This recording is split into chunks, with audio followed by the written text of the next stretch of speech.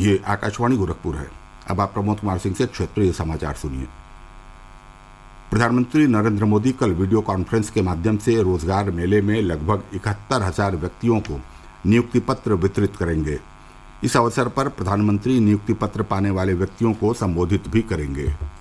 यह रोजगार मेला देश भर के 45 स्थानों पर होगा। केंद्र सरकार के विभागों के साथ साथ राज्य सरकारों और केंद्र शासित प्रदेशों में ये भर्तियां की जा रही हैं। देश भर से चुने गए इन व्यक्तियों को विभिन्न पदों पर नियुक्त किया जाएगा। इनमें शामिल हैं ग्रामीण डाक सेवक, कमर्शियल कम टिकट क्लर्क, जूनियर क्लर्क कम टाइपिस्ट, जूनियर अकाउंट्स क्लर्क, सहायक अनुभाग अधिकारी, कर सहायक, निरीक्षक, नर्सिंग अधिकारी, प्रधानाचार्य, असिस्टेंट प्रोफेसर। रोजगार सृजन को सर्वोच्च प्राथमिकता देने की प्रधानमंत्री की प्रतिबद्धता पूरी करने की दिशा में यह रोजगार मेला एक प्रयास है। इससे अधिक रोजगार सृजन और युवाओं के सशक्तिकरण के लिए सार्थक अवसर उपलब्ध कराने और राष्ट्रीय विकास में भागीदारी के लिए प्रेरक भूमिका निभाने की उम्मीद है। नवनियुक्त व्यक्तियों को कर्मयोगी प्रारंभ के माध्यम से प्रशिक्षण प्राप्त करने का अवसर भी मिलेगा। केंद्रीय पर्यावरण, वन और जलवायु परिवर्तन मंत्री भूपेंद्र यादव ने आज नई दिल्ली में मेरी लाइफ नामक एक मोबाइल एप्लीकेशन का शुभारंभ किया। इस अवसर पर श्री यादव ने कहा कि ये ऐप पर्यावरण को बचाने में नागरिकों, विशेषकर युवाओं की शक्ति को प्रदर्शित करेगा।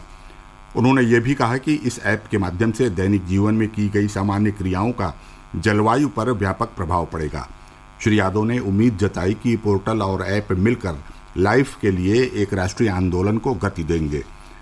प्रधानमंत्री ने अक्टूबर 2022 में केवड़िया, गुजरात में मिशन लाइफ का उद्घाटन किया था।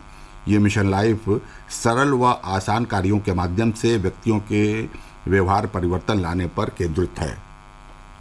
दूरसंचार विभाग ने गैर प्रमाणिक मोबाइल उपभोक्ताओं के विश्लेषण और जाली मोबाइल सिमों की पहचान कर साइबर अपराध के खतरे को रोकने के लिए प्रभावी पहल की है। विभाग ने मोबाइल सिम उपभोक्ताओं के सत्यापन के लिए एक नवोन्मेषी, स्वदेशी और नेक्स्ट जेन प्लेटफॉर्म ASTR क्रियान्वित किया है, ताकि उत्तर प्रदेश और उत्तराखंड राज्यों में साइबर अपराध सहित विभिन्न गैर कानूनी गतिविधियों के लिए ऐसे नकली और गैर प्रमाणिक मोबाइल कनेक्शन के उपयोग को रोका जा सके। नई राष्ट्रीय शिक्षा नीति शिक्षा परिदृश्य में क्रांतिकारी परिवर्तन लाई है। प्रधानमंत्री नरेंद्र मोदी के नेतृत्व में 2020 में आरंभ इस नीति का उद्देश्य आगामी वर्षों में 100% युवा और वयस्क साक्षरता प्राप्त करना है। नई शिक्षा नीति का उद्देश्य 2030 तक विद्यालय शिक्षा में 100% सकल नामांकन के साथ प्री स्कूल से माध्यमिक स्तर तक सबको शिक्षा उपलब्ध कराना है। पद्म पुरस्कार 2024 के लिए ऑनलाइन नामांकन शुरू हो गए हैं। इस साल पद्म पुरस्कारों के लिए नामांकन 15 सितंबर तक किए जा सकेंगे। गृह मंत्रालय ने कहा है कि पद्म पुरस्कारों के लिए नामांकन या सिफारिशें राष्ट्रीय पुरस्कार पोर्टल पर ऑनलाइन प्राप्त की जाएंगी। पुरस्कार की घोषणा अगले साल गणतंत्र दिवस के अवसर पर की जाएगी।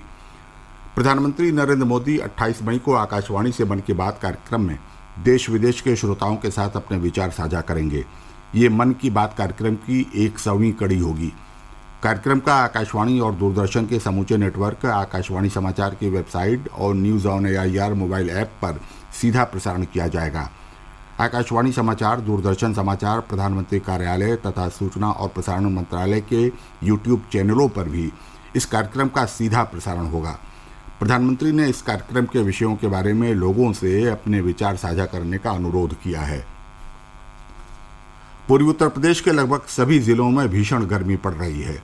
बीते कुछ दिनों से कई जिलों का तापमान 40 डिग्री से ऊपर चला गया है। तेज धूप और लू के चलते लोगों का जनजीवन अस्त व्यस्त हो गया है। मौसम विभाग के अनुसार फिलहाल वर्षा होने की संभावना नहीं है।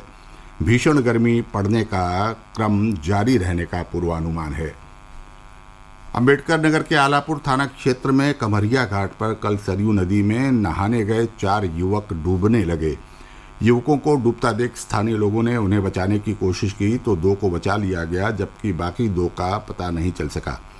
पुलिस की गोताखोर टीम नदी में गायब युवकों की तलाश में जुटी हुई है। ये समाचार बुलेटिन हमारे YouTube channel AIR news Gorakhpur और ट्विटर हैंडल AIR News_GKP पर भी उपलब्ध है। इसके साथ ही क्षेत्रीय समाचारों का ये बुलेटिन समाप्त हुआ। नमस्कार।